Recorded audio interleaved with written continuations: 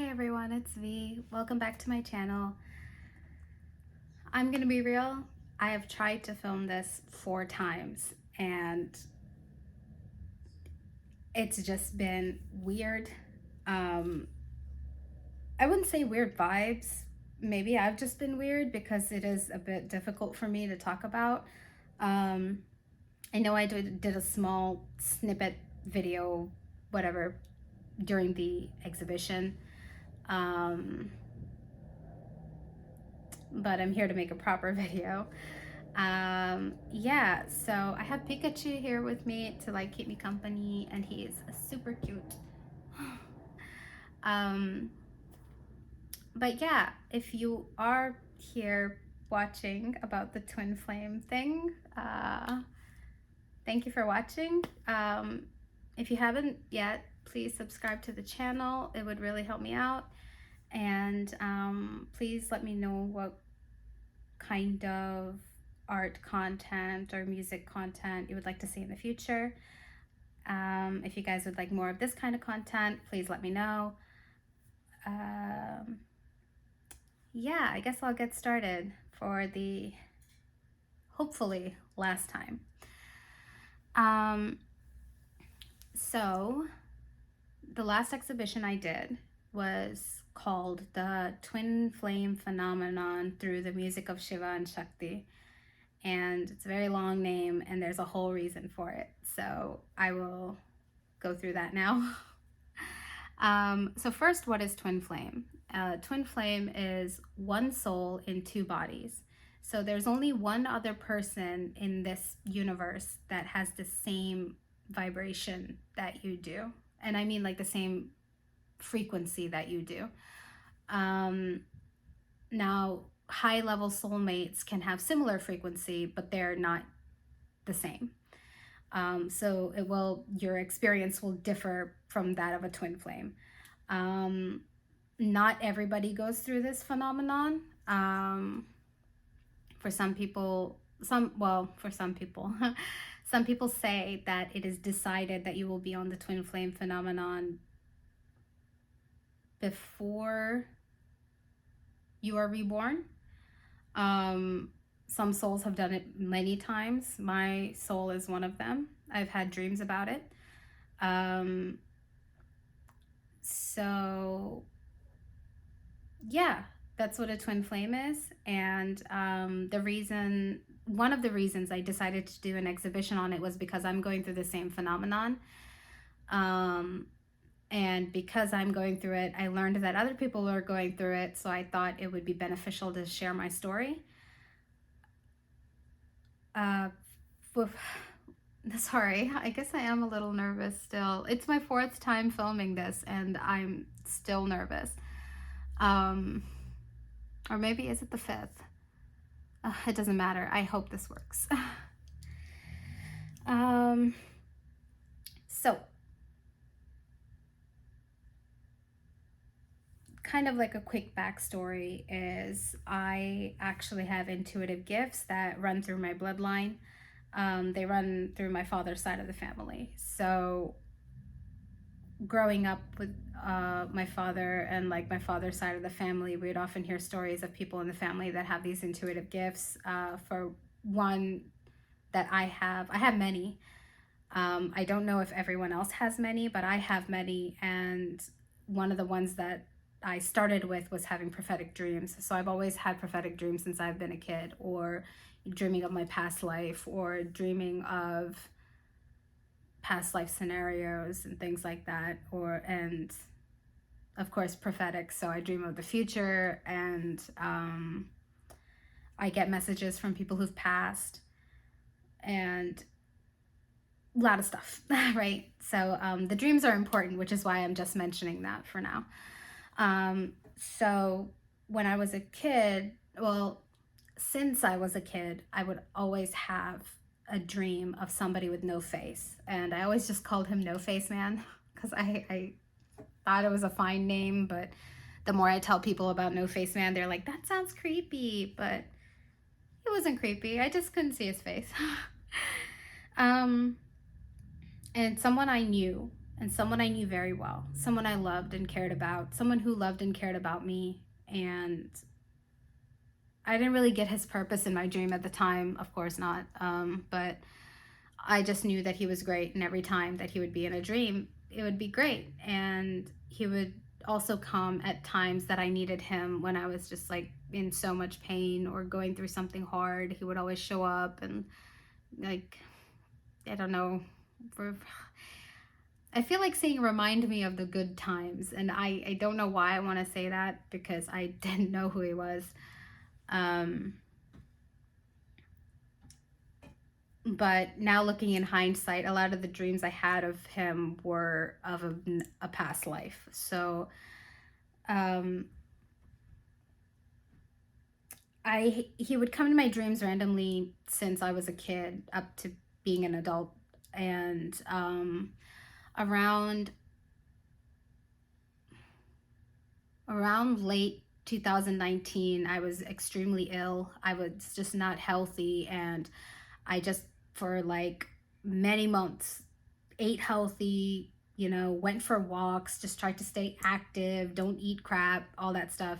And within 10 months, I was like the healthiest I'd ever been, like just mentally, emotionally, physically. And I'm sorry, Pikachu. I'm like destroying him. Um, so, uh,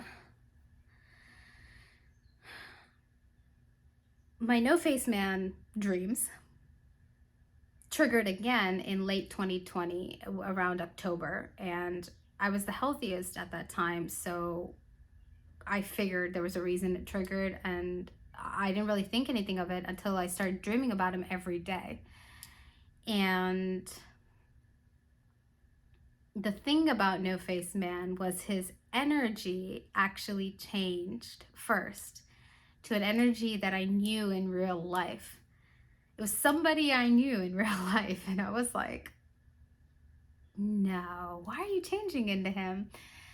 And basically, after the energy changed, his form, like his body, started to change, and then he still wasn't showing his face to me.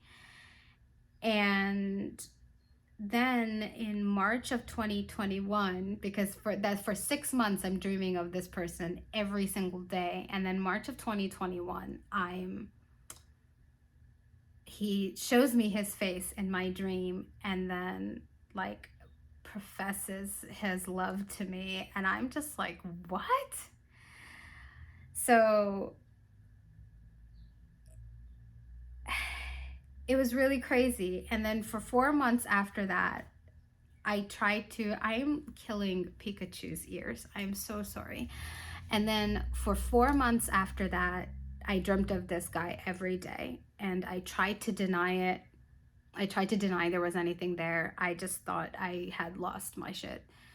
I just thought, like, oh, I've just been single for so long that I'll just dream of anybody. And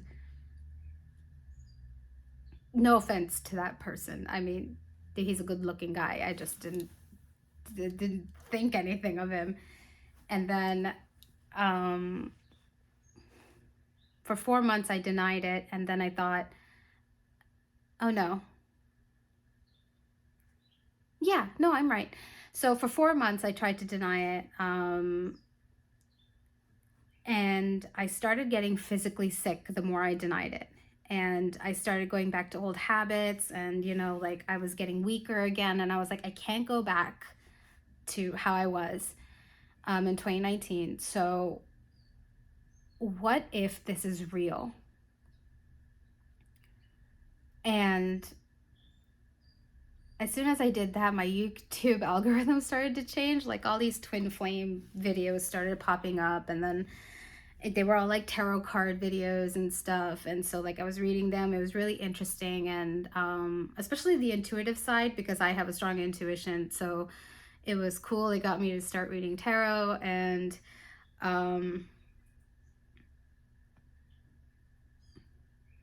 it was all fun, and it helped a lot until I hit a hump. And when I hit that hump, is kind of when I started to go back to my own cultural roots to find the answer. And I come from a very ancient culture. So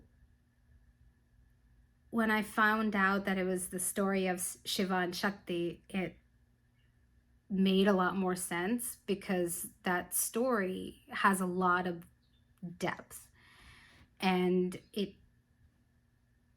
teaches you not only that story of the twin flame, but it teaches you what you have to do and the teachings and the lessons, and um,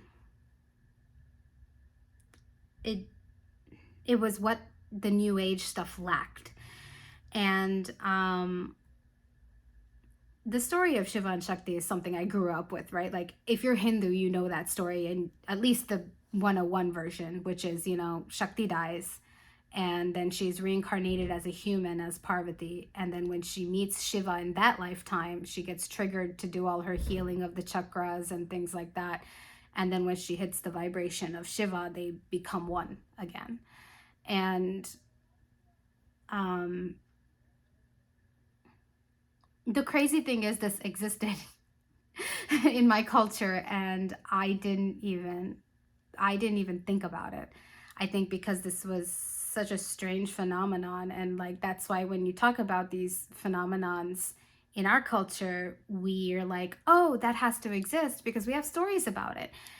It's just, when you're growing up with the stories, you don't really think about it actually existing in your life, but it does. For some people, and in my case, it does for me, this specific story. So I'm sorry, Pikachu, I don't want to rip off his ears, his cute ears.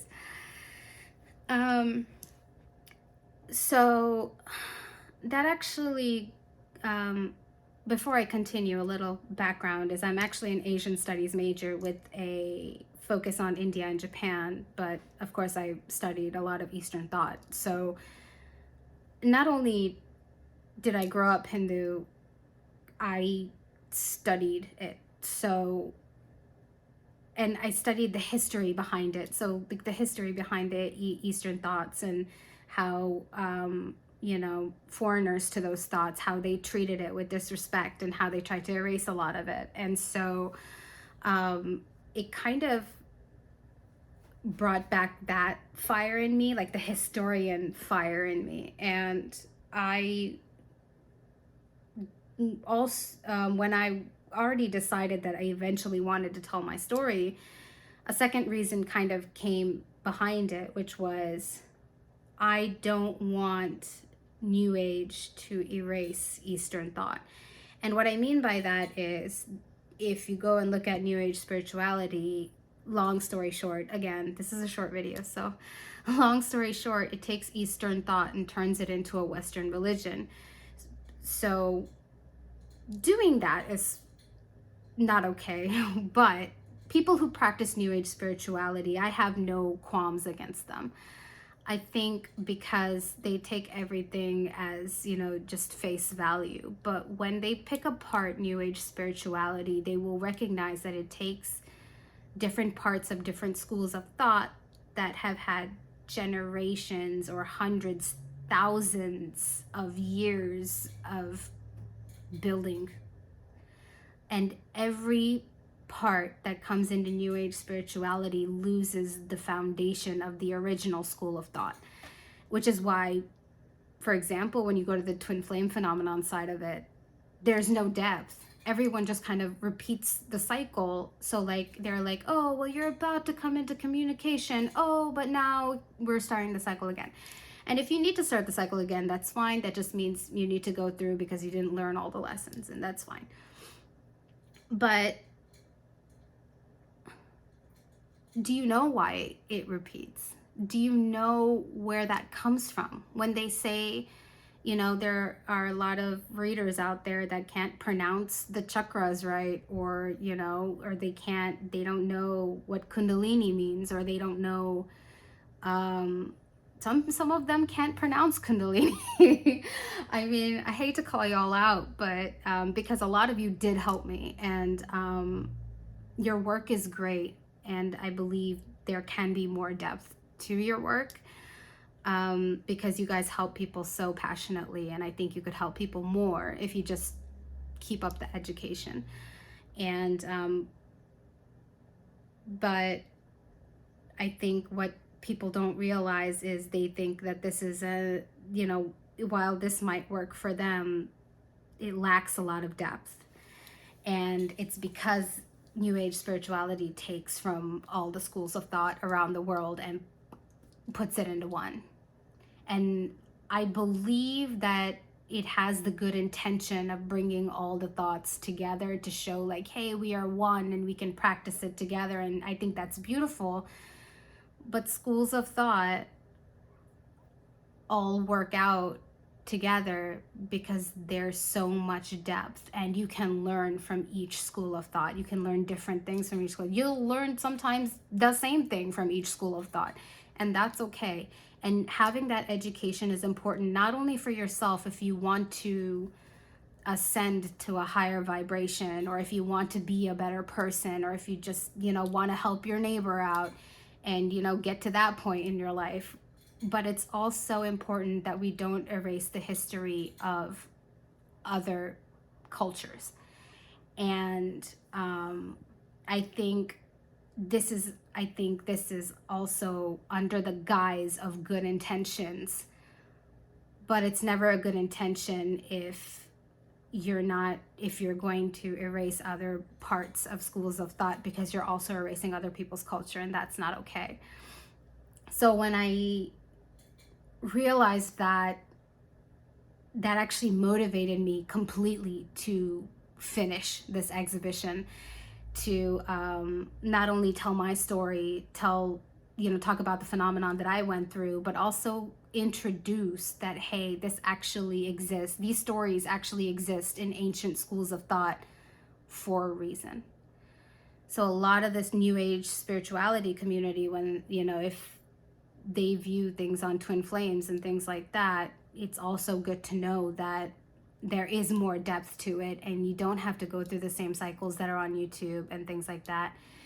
And like I said, I have no qualms with people who practice New Age spirituality, but I think there's no awareness in the community that there is erasure of other schools of thought, and that you're actually missing the good chunks, even though this is under the guise of, well, these are the only things you need to know. It's not. It never is. So don't shy yourself away from more education. You can still call yourself a New Age spiritual person, but, love to study other schools of thought. Like, I'm Hindu, but I love to study schools of thought, because each culture and each story can always, always, always teach you something different. And to learn more about other schools of thought is to learn more about culture, it's to learn more about the people, and it's to be more enriched in life and happier in life, and accept the world for being so colorful and beautiful at the same time. So this is exactly why I did the exhibition. At first I was kind of nervous to put myself out there, and then I was like, well, no, it's not only to put myself out there, but it's to also kind of, educate the community more about not only what they might want to know, but just about the world, and how there's so many similar stories that a lot of people around the world go through. And it doesn't take only one new term that came up in the recent years to be like, oh my gosh, we must have found this recently. No offense, but you didn't. It's been around forever. So yeah, if you guys would like to know more about my art, please let me know in the comments below. If you guys would like to know more about the exhibition, please let me know in the comments below. As far as the art goes, if you guys would like to know more about my personal journey on the twin flame phenomenon, please let me know. And if you guys would like to know more about growing up being Hindu and being Indian in the US, please let me know. I'll share anything that you guys ask me to, as long as I'm comfortable with it. Thank y'all so much for watching. This was a very fun video, even though I almost killed Pikachu and his ears. It was still a very fun video to make. Um, but, you know, I hope to use this platform and my art to keep educating people and to keep helping people out there, no matter what community you're in. So thank you all so much for watching, and I will see you in the next one. Bye bye.